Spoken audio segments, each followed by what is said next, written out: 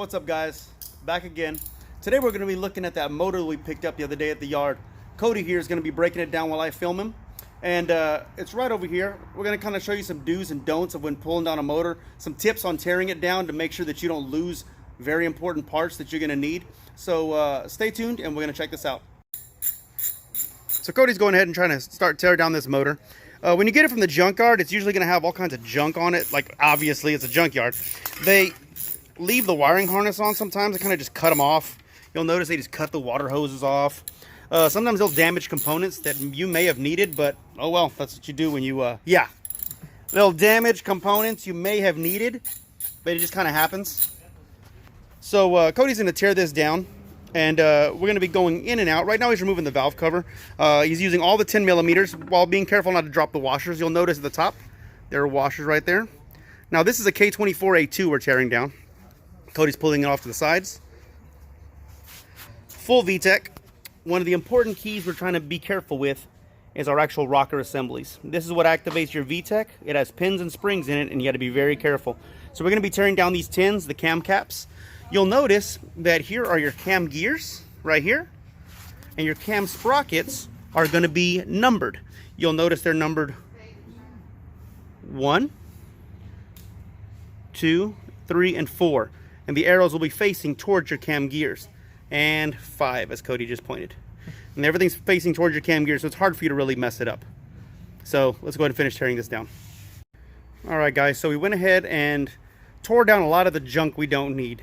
All that we didn't show on camera. You can figure that out. It's just a bunch of like 12s and 14s, and stuff you don't need is the old water pump, unless you want to use the old water pump, old water neck housings. If you are going to use some of the old stuff, keep it. We will not be. This will be running an electric water pump, stuff like that. So we went ahead and put it up on the engine stand. We're going to be taking off this timing cover on this side, but first Cody's getting prepared to drain the oil. Make sure there's no oil in the block, because the last thing you do when you're pulling off the timing chain cover and things like that is have oil all over the place. So Cody's going to go ahead and do that. We're going to get this oil drained, and then we'll start going through the motor. Alright guys, so we went and started unbuttoning the motor already. We already pulled off the timing chain cover, which is just a bunch of tins. Make sure to get all the tins. You'll notice here, there's a lot of tins. This is near the, I forgot what this is, the VTEC pressure. Well, one of the pressure sensors right there. I think it's the VTC sensor.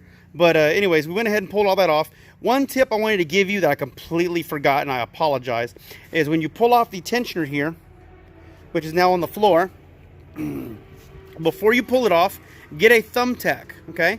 If you get a thumbtack and you pull this, well, it's not going to do it now because we fully extended the tensioner, but if you slide this up to that hole, stick a thumbtack through that hole, and it will keep your tensioner from doing this, sticking all the way out. Because once it sticks all the way out, it won't go back in. You can crank it back, but see how it's going to that hole? Once you have it pinned, it will keep it locked in place so you don't lose your tension. I told Cody I'm not going to reuse this. Don't ever reuse this stuff. Go ahead and get a new chain and tensioner when you do it. But this is what we're doing. If you're going to reuse it, like let's say it was not that many miles on it, pin it first with a tack first. No cuts. We're going to pin it with a tack first, and this way you won't lose your tension on your chain. And now Cody's going ahead and wrapping up, pulling off the top guide. This is your chain guide, the upper chain guide. Now we won't be using this guide. We'll probably also do this to Cody's motor as well. We recommend the K20Z3 guide. The difference between the Z3 guide and this guide is this one is smaller. The Z3 guide is actually wider, and it covers more surface area to prevent timing chain jumping. My motor's wrapped up right now, so otherwise I'd show you. Let me see if it's actually able to be seen. Let's come over here.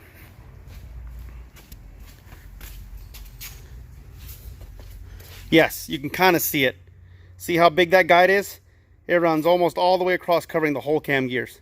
So I recommend the K20Z3 upper guide.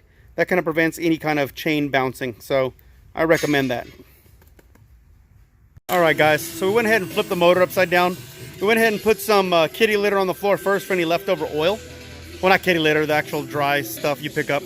So you'll notice on the K24A2 and the K20Z3, they run this oil pump with balance shafts. We will not be running this type of oil pump. It cannot handle the RPM or the power you're going to make. Make sure you're running at least a K20A2 Type S oil pump. Cody and I will be running 4-piston ported Type S oil pumps, but my motor already has one, but Cody will be getting his. So we're removing this. You'll notice that this is not a good pickup. It has little gear sprockets in here that run this pump.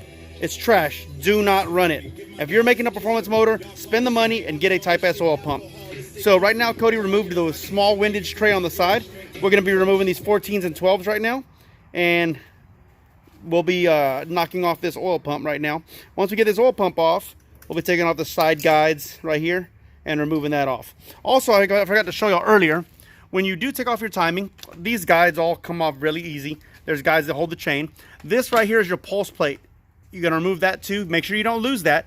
And it needs to go, it has a keyway. That keyway goes inside there. And you'll notice, if you can, there you go. Let's zoom in right here. There it says it's outside. Make sure when you reinstall that, outside is outside. Otherwise, you will have bad signals to your crank trigger. So make sure you do that. Now we're going to go ahead and finish up. Cody's going to finish tearing up this bottom end.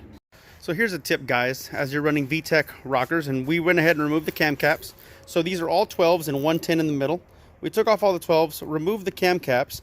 Sometimes they don't want to come out, so you can kind of tap them with a rubber mallet on each side and give them a shake, and you'll eventually get them out. So what Cody's doing right now, he's securing the rockers. The rockers between them have pins and springs that activate the VTEC.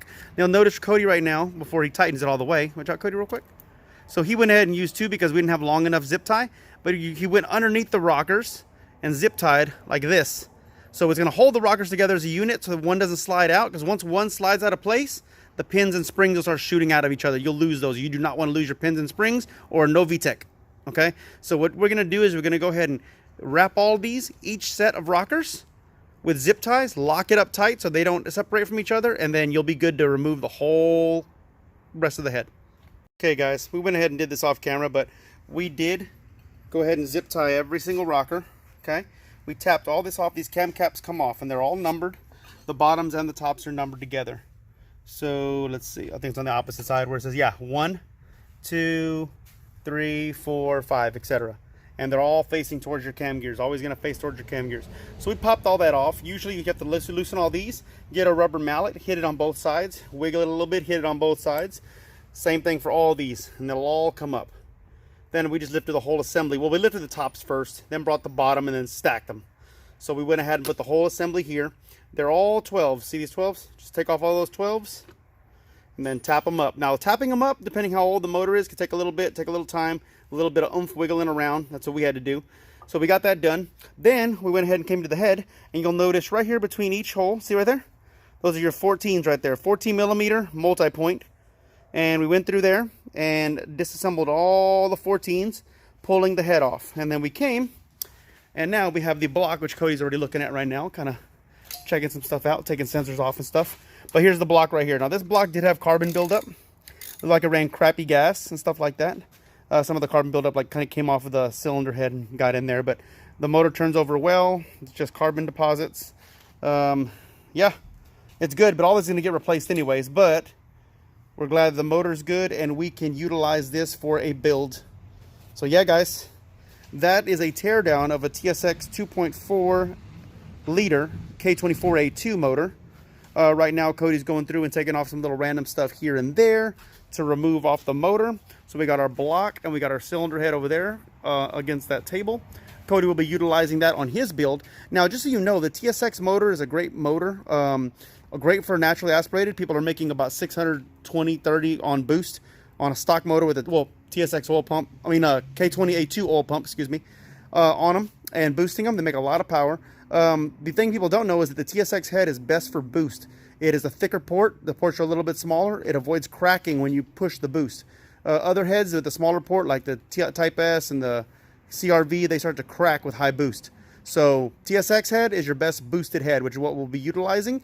That's what Cody will be using, is a TSX head for his boosted build. He's going to be pushing a little over 800. He may want to down tune it just for the street, but he can crank it up. I mean, just, you know, a little bit once in a while. So, yeah. So that's what we got going on, guys. We went ahead and pulled that out. The main tip I wanted to show you was, of course, the rockers. You got to take care of the rockers and little stuff like that. So here's your motor. Turns over good. Cody's going to go ahead and wrap up removing things. And yeah, that was it. We just wanted to show you the motor we got. We tore it down. Everything's in good shape. Right now, Cody's just taking off some of the old gasket, the old Honda Bond. So yeah, guys, everything turns over really well. We're really happy with the motor. Cody has a cylinder head. I have a block for a more aggressive all-wheel drive build in the future. And thanks for tuning in, guys. Say bye, Cody.